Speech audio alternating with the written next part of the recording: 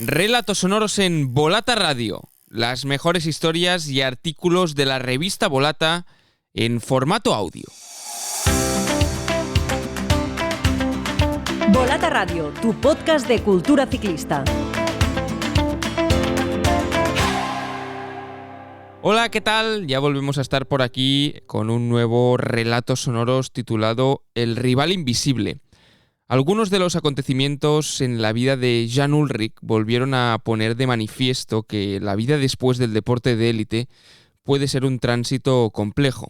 El alemán tuvo que recuperarse de sus adicciones a las drogas y al alcohol en una clínica especializada y ahora, 5 años después, ha decidido explicar toda su historia en un documental. Sin embargo, en el mundo del ciclismo han habido casos sonados de corredores que no han podido superar el vacío después del profesionalismo, como por ejemplo Marco Pantani o Luis Ocaña, o no han podido hacer frente a la depresión y a otros demonios interiores como el Chava Jiménez, de cuya muerte se cumplen ya este mes de diciembre 20 años. Pues bien, en el siguiente relato sonoro nos adentramos en esta otra parte del viaje de un deportista, una cara menos agradable, pero real. Y lo hacemos gracias al testimonio de Chente García Costa. El texto en cuestión lo hemos extraído de un artículo de Pablo Sierra del Sol, publicado en el número 17 de la revista Volata y titulado, como decíamos, El rival invisible. Un relato sobre casos de depresión en el ciclismo profesional con gran protagonismo de Chava Jiménez y de Marco Pantani. Ahora os dejamos con el relato, pero antes, como siempre, recordad que podéis seguirnos en nuestras redes sociales para no perderos ninguna novedad, @ccvolata en Instagram y en Twitter, y también en el buscador de Facebook poniendo la palabra Volata. Y por favor, si le podéis dar like al capítulo, like al programa en Spotify, Apple Podcasts, iVoox, la plataforma que queráis, pues nos ayudaréis mucho a seguir creciendo. Os dejamos ya con este nuevo relato titulado El rival invisible.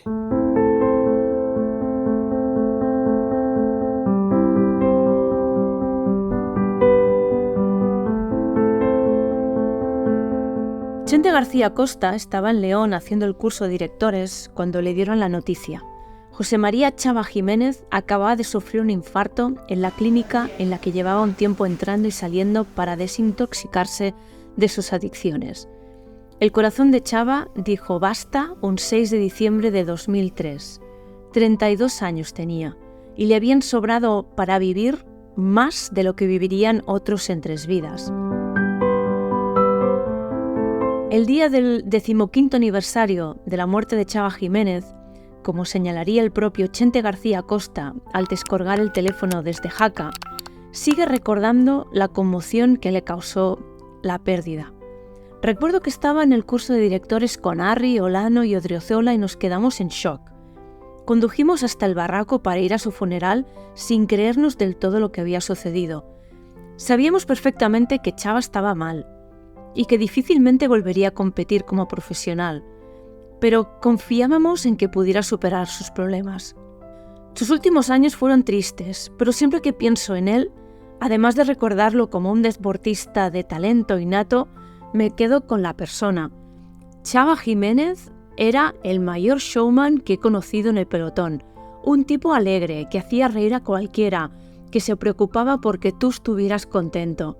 Con él hemos vivido tantas anécdotas. Los directores de Jiménez, desde que pasó a profesionales con el Honesto, Echavarri y Unzué, dijeron que un desenlace así era esperable, que había demasiados indicios. Por su lado, García Acosta, desde la distancia que da el tiempo, no compadece al escalador, para el que trabajó más de una vez en la primera parte de su dilatada carrera como gregario. Comenta: Chava murió demasiado joven, pero vivió bien. Tenía un carisma especial y en la Vuelta a España se veía perfectamente lo que significaba su figura para la afición. Muchos chavales lo tenían como ídolo absoluto y da igual que no ganase la general. Chava era la razón para ver una etapa de montaña. Cuando estaba fino, sus ascensiones eran puro espectáculo. Tenía ese punto de descaro en su forma de correr y en sus declaraciones que pronto empezó a darle mucho juego en las radios. De hecho, hablaba con De la Morena, con García, con Ares. A finales de los 90, los locutores deportivos más famosos de España se volcaban con la Vuelta y pronto vieron que ese ciclista de Ávila, irregular pero mágico, era un filón. Nunca se acercaría al palmarés de Indurain, pero sí podía conectar con el lado irracional de la afición como el mejor perico. Chava se hizo mediático, famoso, y como le gustaba disfrutar y no le importaba decirlo, se ganó fama de vividor. Sus antiguos compañeros contaban, en cambio, que cuando el abulense se centraba en un objetivo, se convertía en un espartano. El mes de septiembre, por entonces, era su mes preferido porque siempre se corría la ronda española en aquel mes. Chente García Costa comenta: «Por muy bueno que seas, sin trabajo no vas a ningún sitio.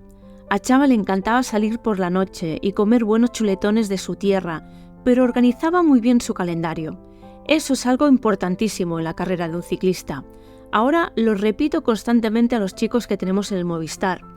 Cuando se ponía un reto por delante, Chava entrenaba como el que más, madrugaba como el que más y definía su estrategia en carrera mejor que nadie». El palmarés de Chava Jiménez comprende 9 etapas ganadas en alto, un podio y 4 maillots de la montaña en la Vuelta a España. Pero después, el alcohol y otras adicciones se incrustaron en el hipotálamo de José María Jiménez y de allí ya no salieron jamás.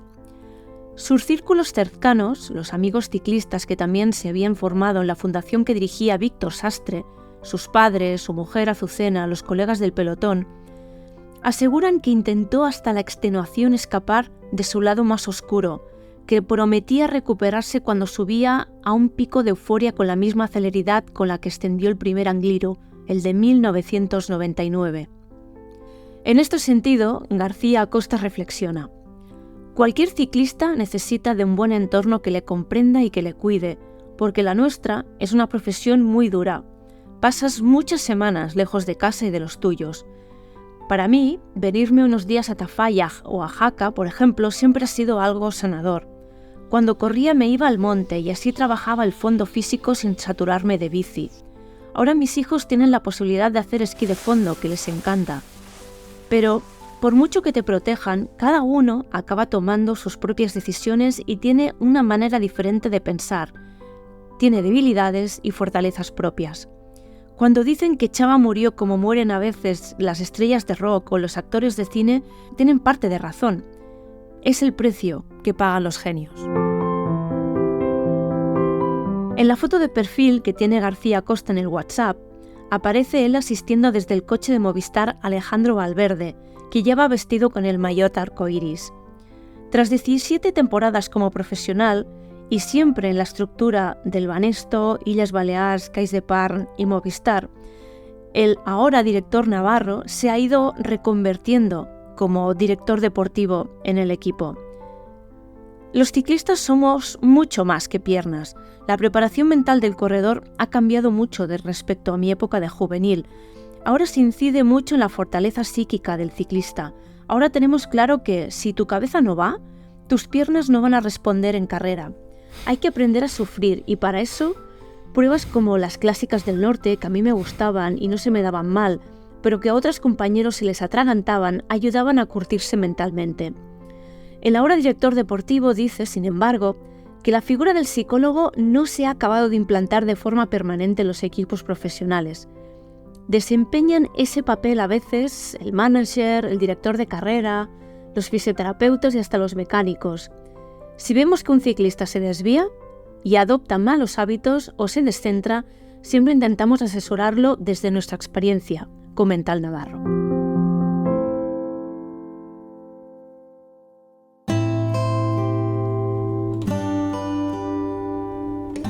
Muerte en Rímini.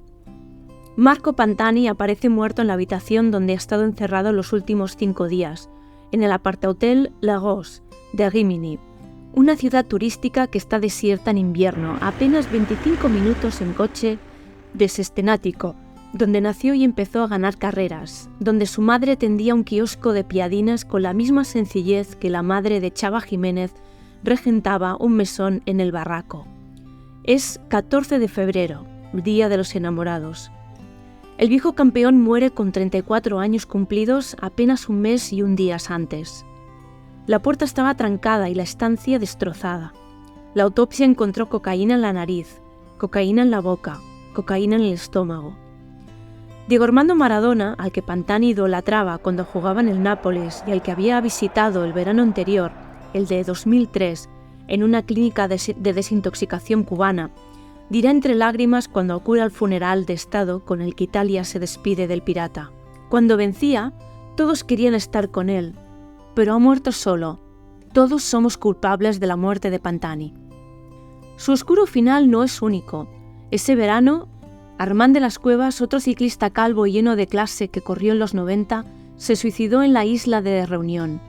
Frank van der Broek, un gran amigo de Ulrich y un clasicómano de talento natural, acabó muriendo en 2007 de una embolia pulmonar 2 años después de un intento de suicidio. Remontándonos un poco más atrás en el tiempo, encontramos también a Luis Ocaña, que se disparó en su finca del sur de Francia, presionado por la mala marcha de su negocio de Armagnac. Y todavía más atrás, yendo hasta 1967, tenemos a Tom Simpson, tumbado por el sol y las rampas del Ventoux, y sobre todo por el cóctel de anfetaminas, estricina y alcohol que llevaba en las venas cuando falleció corriendo el Tour de Francia. Pero alguna de estas personalidades tan frágiles como singulares dentro del colectivo de los deportistas consiguen salir del pozo, y lo cuentan, pese al tabú que impera en una sociedad a la que le cuesta verbalizar sus temores. Allí está el caso de José Iván Gutiérrez, que calificó la depresión como algo más doloroso que romperte 30 huesos cuando te caes bajando un puerto de montaña. Gutiérrez explicó que se puede abandonar un tour por un ataque de pánico, un fantasma más temible que el ácido láctico. Dijo también el subcampeón del mundo contrarreloj que colaborar con el Racing de Santander, el equipo de fútbol de su tierra, había sido su mejor pastilla antidepresiva. Pero volvamos a Pantani. El italiano declaró en 2003: «La bicicleta me recuerda a todo lo malo. Cuando la veo no puedo pensar en hacer una gran vuelta, en conseguir un buen resultado». Pantani aquel año ya era un hombre triste, partido, una criatura de ojos lánguidos. Quedará definitivamente noqueado semanas después cuando se entere de la muerte de Chava Jiménez y deje de oír a los que le insisten que ingrese de nuevo en una clínica de desintoxicación. ¿Para qué?, se preguntará. Es que Chava y Marco no eran amigos íntimos, pero tenían una relación especial, comenta Chente García Costa. Ellos se respetaban y admiraban mutuamente. Su carácter era muy diferente, pero tenían una forma de subir, de entender este deporte muy parecida. Está claro que enterarse de la muerte de Chava tuvo que afectarle mucho a Pantani. Los destinos del abulense y del romañés quedarían entrelazados definitivamente cuando Pantani entró en la habitación D5 del Hotel Lagos, un 9 de febrero de 2004. De allí ya no saldría con vida, y a los dos les venció el mismo rival invisible, la depresión.